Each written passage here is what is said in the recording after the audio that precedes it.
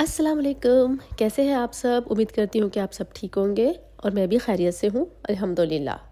तो जी आज था सैटरडे का दिन और ये था मॉर्निंग का टाइम। हम लोग अर्ली मॉर्निंग उठ गए थे जल्दी में, क्योंकि आज मुझे जाना था अपनी बेटी के स्कूल। मुझे नहीं बल्कि हमें, यानी कि मेरे साथ हस्बैंड और मोना की कज़नें भी थी। तो मैं सुबह सुबह जल्दी से ब्रेकफास्ट बनाने के बाद जल्दी से आई थी बेडरूम में घर समेटने के लिए। मैंने सोचा कि सबसे पहले बेड ही को सेट कर लेती हूँ, देन बाकी जो काम है वो कर लेती हूँ। मैं जब भी काम स्टार्ट करती हूँ तो सबसे पहले बेडरूम से ही स्टार्ट करती हूँ, क्योंकि जब बेड सेट हो जाता है और बेडरूम सेट हो जाता है तो यूँ लगता है कि जैसे कि पूरा घर ही सेट हो गया है।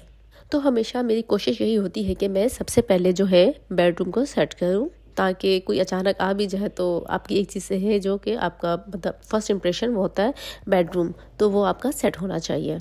और दूसरी चीज़ जो है वो है आपका ड्राइंग रूम भी हर वक्त सेट होना चाहिए। उसको ज़्यादातर आप बंद ही रखें, जब भी मेहमान आए तभी ड्राइंग रूम का दरवाज़ा खोला जाए। और मैं भी कुछ इसी तरह से करती हूँ कि ड्राइंग रूम जो है मेरा बंद ही रहता है। सफाई के पर्पज़ के लिए खोलती हूँ उसे, अच्छे से क्लीन वगैरह करके फिर मैं इसे सेट करके बंद कर देती हूँ, ताकि किसी भी वक्त मेहमान आए तो वो जगह साफ़ और नीट एंड क्लीन रहनी चाहिए।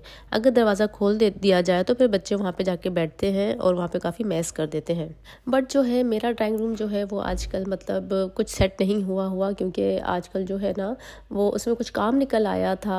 वायरिंग जो थी अंडरग्राउंड वो जल गई थी। मैं ड्रिल मशीन की मदद से काफ़ी सुराख किए गए, बल्कि सुराख नहीं, काफ़ी ड्राइंग रूम का काफ़ी सारा हिस्सा, दीवारें वगैरह थी जो वो वापस ड्रिल की गई। ड्रिल करने के बाद जी फिर उसे दोबारा से रिप्लेस किया गया तारों को डालकर, और ऊपर से दोबारा से जो प्लास्टर हुआ है वो वैसे का जो का तू ही है। ये एक जगह से नहीं, फिर तो पूरे घर में यही हाल हो गया था, तो इसकी वजह से फिर ये है कि अब दोबारा से इस घर को पेंट की ज़रूरत है। तक पेंट हो तब तक जो है ड्राइंग रूम की सेटिंग्स जो है वो अभी तक मैंने नहीं की है, वो वैसे का वैसा ही पड़ा है। इंशाल्लाह बहुत जल्द पेंट भी हो जाएगा। फिर मैं जाके इंशाल्लाह अपना जो ड्राइंग रूम है उसको भी अच्छे से सेट करूँगी। रूम सेट करने के बाद मैं आ गई थी किचन में कुछ बर्तन पड़े थे नाश्ते के। मैंने कहा कि वो भी जल्दी से वॉश कर लेती हूँ, ताकि फिर मैं कुछ ना कुछ बना लूँ, ताकि जब मैं आऊँ तो कोई टेंशन ना हो ना कि कुछ काम नहीं हुआ या कुछ बना नहीं हुआ। तो फिर मुझे ना बड़ी टेंशन होती है कि जब आए बंदा कहीं से बाहर से तो घर का काम वैसे का वैसे पड़ा हुआ हो। तो इसी कोशिश में मैंने किया किचन साफ़, ताकि मैं वापस आऊँ तो मुझे कोई टेंशन ना हो। कुछ सब्ज़ी पड़ी थी फ्रिज में तो मैंने निकाली और मैंने कहा कि जल्दी जल्दी यही बना लेती हूँ। मिक्स सब्ज़ियाँ कुछ पड़ी हुई थी मेरे पास, तो मैंने जल्दी से प्याज डाले। प्याज थोड़ा सा हल्का सा ब्राउन हुआ, ज़्यादा नहीं पकाना, हल्का सा ब्राउन करके उसमें टमाटर ऐड कर देने हैं। टमाटर के साथ फिर हम लोगों ने जो इसके बेसिक मसाले हैं वो डालने हैं, यानी कि नमक, रेड चिली पाउडर, हल्दी पाउडर, थोड़ा सा पिसा हुआ धनिया, और बस यही थोड़े से आम से जो बेसिक मसाले हैं यही मैंने डाले हैं।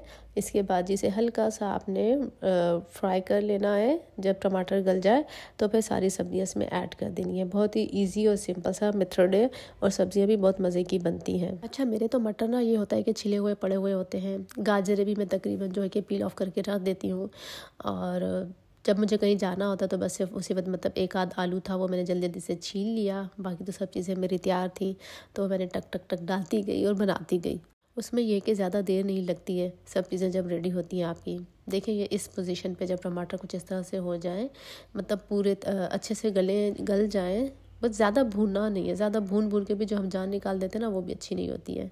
तो फिर इसमें कुछ थी सब्जियां मेरे पास, वो मैंने सारे डाल दी। साथ में मेरे पास बैंगन भी था, वो भी मैंने डाल दिया था। अब इन्हें हम हल्का सा भून लेंगे, ज़्यादा नहीं भूनना, हल्का सा भून के, यानी कि समझे कि आपने मिक्स करना है। देन आपने फ्लेम को बिल्कुल हल्का करके इसे ढक देना है। ये मेरे मटर भी थे मेरे पास, वो भी मैंने ऐड कर दिए थे। अब हम सब सब्जियों को अच्छे से मिक्स कर लेंगे मसाले में, ताकि ये मसाले में मिक्स हो जाए। और अच्छे से मिक्स करने के बाद जी हमने इसे ढक देना है, हल्की फ्लेम पे रख देना है। ये अपनी ही भाप में सब्जियां जो है ना वो गल जाएंगी और बेहद मज़े की बनती हैं। इसमें पानी वगैरह आपने ऐड नहीं करना। तो ये हमारी सब्जियों का काम हो गया था डन। अब जी दूसरी तरफ मैंने रख दिए थे थोड़े से पकोड़े, ताकि वहाँ पे कोई भूख वूख लगे तो कुछ ऐसी स्नैक वगैरह हो जो हम घर से लेके जाएं और खाएं। तो ये जल्दी जल्दी में मैं फ्राई किए जा रही थी, ताकि अपनी बेटी को भी कुछ ना कुछ दे दूं और ख़ुद भी कुछ, हमें अगर भूख लगे तो हम वहाँ पर खा लें। हम बाहर से ना नहीं लेते हैं, बाहर का हमें कुछ भी मतलब इतना पसंद नहीं आता, और वैसे भी जो बाहर की चीज़ें हैं वो सेहत के लिए अच्छी भी नहीं होती हैं। तो आप भी अवॉइड किया करें, अपने लिए, बच्चों के लिए, सबके लिए, सेहत के लिए बहुत ज़रूरी है कि बंदा इन छोटी छोटी चीज़ों का ख्याल करे। पकौड़े भी बस सादा से प्याज और मसाले वाले थे, जिसमें मैंने जल्दी से प्याज कट करके कुछ मसाले ऐड कर दिए थे, तो ये मेरे पकौड़े भी रेडी हो गए थे। खैर, अब हम निकल पड़े थे जी स्पोर्ट कॉम्प्लेक्स की तरफ, जहाँ पे था ये आज इन बच्चों की एक्टिविटी एंड स्पोर्ट डे, जिसमें बच्चे होते हैं बेहद खुश। तो हम भी जा रहे थे, मेरी बेटी भी बहुत खुश थी, बहुत एक्साइटेड थी कि मैं मम्मा ये करूँगी, फर्स्ट आऊँगी, वैसा ऐसा, बस जी बहुत सारी एक्साइटमेंट थी। बच्चों के साथ साथ हमारा भी यही कुछ हाल था कि कौन सी पोजीशन आएगी, क्या होगा। खैर, अल्लाह पाक हर किसी के बच्चों को कामयाब करे। खैर, तो फाइनली हम लोग पहुंच गए थे स्टेडियम में। यहाँ पे देखे सब बच्चे लाइन से कतार दर कतार आ रहे थे, और मतलब बहुत अच्छा उन्होंने एंटरटेन किया। मतलब कि पहले तो कौमी तराना हुआ, उसके बाद जो है बच्चों ने मुख्तलिफ शोज़ दिखाए। शुरू जो है वो तिलावत कुरान से शुरू किया गया, उसके बाद जो है बाकी सारे इवेंट्स 1 बाय 1 हुए। मुझे ये कहना था आप तमाम वालिदैन से कि जो भी बच्चे हमारे स्कूलों में हैं, बड़े बड़े स्कूलों में हैं, वहाँ पे जो है ना हमें स्कूलों में एक ख़ास रिक्वेस्ट करनी है, वो ये कि हमारे बच्चों को ना दीनी तालीम भी दी जाए, क्योंकि ये जो हमारे बड़े बड़े स्कूल हैं ये दीनी तालीम से दूर हैं। बड़े क्या बल्कि छोटे छोटे स्कूल भी जो खुले हुए हैं वो भी इसी तरह से मतलब कोई दीनी तालीम नहीं है, वहाँ पर कुछ भी नहीं है। तो हमें सबसे पहले जो है ना अपने दीन इस्लाम को लेके चलना है, हमारे बच्चों को पता चले कि हमारा दीन हमें क्या सिखाता है। सब्र, बर्दाश्त, रिस्पेक्ट, ये चीज़ें बच्चों में पैदा करनी चाहिए, क्योंकि स्कूल से बच्चा ना बहुत कुछ सीखता है। 50% अगर वो घर से सीख रहा है तो 50% ही वो बाहर स्कूल से भी सीखता है। जो हमसे बच्चा सीखता है वो हमारे बोलने से नहीं सीखता, वो जो हम एक्ट कर रहे हैं वो वही सीखता है। हाल के तौर पे हम अपने बच्चे को कहते हैं कि नमाज पढ़ो नमाज पढ़ो, लेकिन हम खुद नमाज नहीं पढ़ते, तो आपका बच्चा भी कभी नमाज नहीं पढ़ेगा। आप चाहते हैं कि आपका बच्चा वाकई नमाज पढ़े, तो उसके लिए आपको पहले खुद ये काम करना होगा, खुद आपको नमाज पढ़नी होगी। इसके बाद आप अपने बच्चे को भी इस एक्ट में शामिल करें, यानी कि आप नमाज पढ़ें तो आप उसको भी कहें कि आ जाओ बेटा मेरे साथ नमाज पढ़ो। बच्चा तो पैदा ही सीखने के लिए हुआ है, और ये सीखने का जो प्रोसेस है ना ये सारी ज़िंदगी नहीं ख़त्म होता, लेकिन जो बुनियाद है वो घर से और स्कूल से स्टार्ट होती है, और सारी ज़िंदगी इंसान उसी तर्ज पे चलता है जो उसने अपने घर से या स्कूल से सीखा होता है। अच्छा जी, लास्ट में बच्चों ने फिर से की थी ड्रम बीटिंग, परफॉर्म किया था कौमी तराना, और हम भी ज़ेर लब कह रहे थे कि या अल्लाह हमारे मुल्क को तरक्की दे, हमें कामयाब कर, हमारे बच्चों को कामयाब कर, जो मुश्किलें हैं हमारी मुश्किलें दूर फरमा मेरे रब, बेशक तू सब सुनता और जानता है। तो हमें हो गई थी काफ़ी देर, तो हम लोग बाहर आए खाना खाने के लिए, बहुत ज़ोर से भूख लग रही थी, तो नंदूस पर आए। नंदूस का सुना था कि खाना अच्छा है, तो फर्स्ट टाइम हम यहाँ पर भी ट्राई कर रहे थे कि देखें यहाँ का खाना कैसा है। कुछ ऑर्डर किया जिसमें ये पहले चीज़ी फ्राइज़ थे, ये तो बहुत ही मज़े के थे, अच्छे लगे हमें। काफ़ी टाइम हो जाने की वजह से हमें भूख भी बहुत ज़्यादा लग रही थी, तो हमसे वेट ही नहीं हुआ जा रहा था, तो जितनी मतलब जल्दी में जो चीज़ आई वो यही था।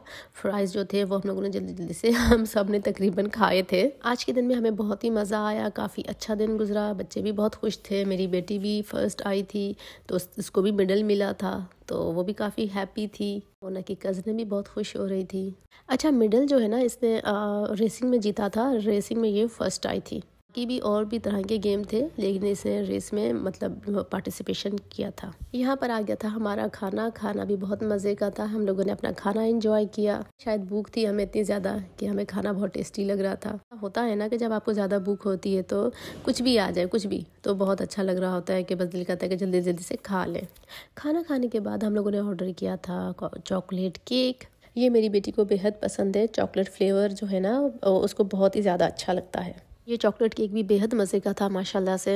इस केक को खाकर मज़ा ही आ गया, बहुत ही टेस्टी केक था माशाल्लाह से। इतना मीठा खाती नहीं हूँ, लेकिन ये केक ऐसा था कि खुद ही अपनी तरफ खींच रहा था, तो काफ़ी सारा हम लोगों ने भी खाया माशाल्लाह से। तो खैर हम लोगों ने खाना डन किया और फिर चल पड़े घर की तरफ। रात हो चुकी थी, सूरज डूब चुका था। आज का ये दिन बेहद ही बिजी रहा, बहुत ही मज़ा आया। अल्लाह रब्बुल इज़्ज़त का लाख लाख शुक्र के खैर से गुजरा। अगर आपको मेरी ये वीडियो पसंद आई तो प्लीज़ लाइक, सब्सक्राइब और कमेंट ज़रूर कीजिएगा। फिर मिलते हैं इंशाल्लाह ताला अगले व्लॉग। अल्लाह हाफ़िज़।